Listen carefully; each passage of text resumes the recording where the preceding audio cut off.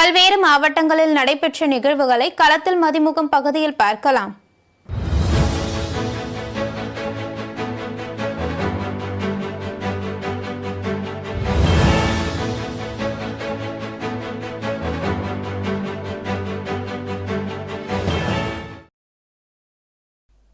புதுக்கோட்டை மாவட்டத்தில் தமிழ்நாடு அரசு டாஸ்மாக் பணியாளர்கள் சார்பில் மாபெரும் உண்ணாவிரத போராட்டம் நடைபெற்றது.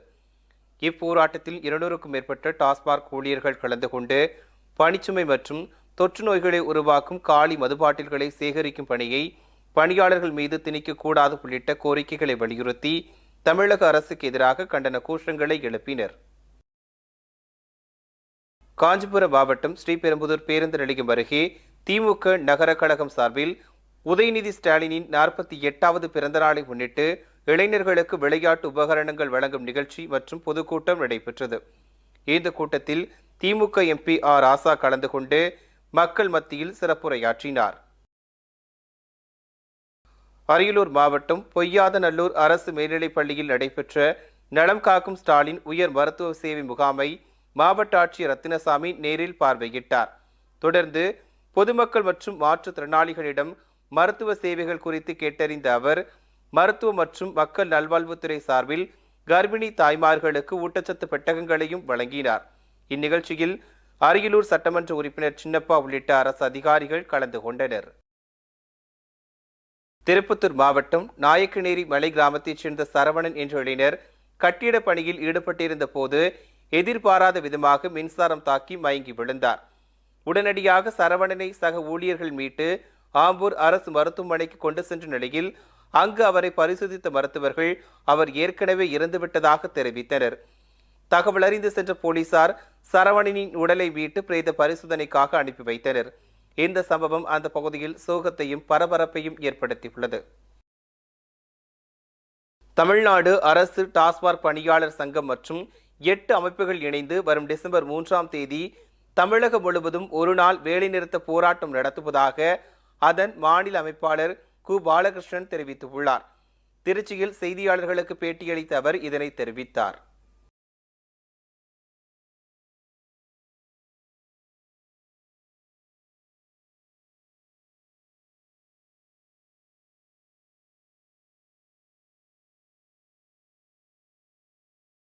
திருப்பத்தூர் மாவட்டம் அங்கநாத வலசை கிராமத்தில் சட்டமன்ற தொகுதி மேம்பாட்டு நிதியின் கீழ் 26,50,000 ரூபாய் மதிப்பீட்டில் புதிதாக கட்டப்பட்டுள்ள சமுதாய கூட கட்டிடம் திறப்பு விழா மாவட்ட ஆட்சியர் சிவசவுந்தரவள்ளி தலைமையில் நடைபெற்றது.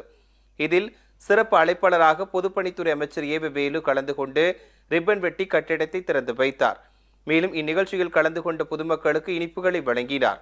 இந்நிகழ்ச்சியில் சட்டமன்ற உறுப்பினர்கள் நல்லத்தம்பி, தேவராஜ், ஊராட்சி மன்ற தலைவர் அழகிரி உள்ளிட்டோர் கலந்து கொண்டனர்.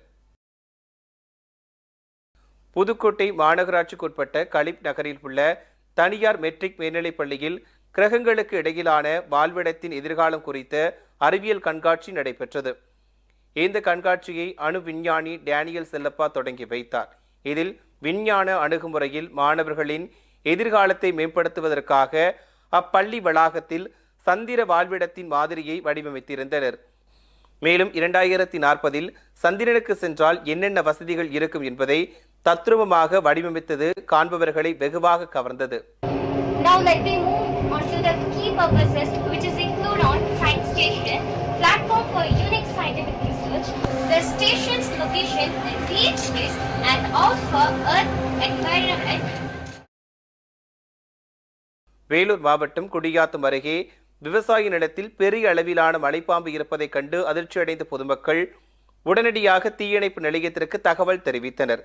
அதன் பேரில் சம்பவ இடத்திற்கு விரைந்து சென்ற தீயணைப்பு வீரர்கள் சுமார் 10 அடி நீளமுள்ள மலைப்பாம்பை லாபகமாக பிடித்து வனத்துறையினரிடம் ஒப்படைத்தனர். விவசாய நிலத்துக்குள் பிடிப்பட்ட மலைப்பாம்பால் அந்த பகுதியில் பரபரப்பு ஏற்பட்டது. ராணிப்பேட்டை மாவட்டம் சோளிங்கரில் அருள்மிகு ஸ்ரீ யோக நரசிம்மர் கோவிலில் ஜனநாயகன் படத்தின் இயக்குனர் எச் வினோத் தனது குடும்பத்தினரோடு சாமி தரிசனம் செய்தார். இதனைத் தொடர்ந்து அருகில் உள்ள யோக ஆஞ்சநேய சுவாமி மலைக்கோவிலுக்கும் சென்று வழிபாடு நடத்தினார். திருவண்ணாமலை அண்ணாமலையார் கோவில் மகாதீப திருவிழா கடந்த 24ஆம் தேதி கொடியேற்றத்துடன் தொடங்கி நடைபெற்று வரும் நிலையில் தீப திருவிழாவின் 6ஆம் நாளையொட்டி 63 நாயன்மார்களின் மாட வீதி உலா பவனி நடைபெற்றது. இதில் மாணவர்கள், சிவ தொண்டர்கள் என பலரும் கலந்து கொண்டு 63 நாயன்மார்களின் பல்லக்கை சுமந்து மாட வீதிகளில் வலம் வந்தனர். இதனைத் தொடர்ந்து விநாயகர் முஷிக வாகனத்திலும், சந்திரசேகரர் வெள்ளி யானை வாகனத்திலும் உலா வந்து பக்தர்களுக்கு அருள்பாலித்தனர்.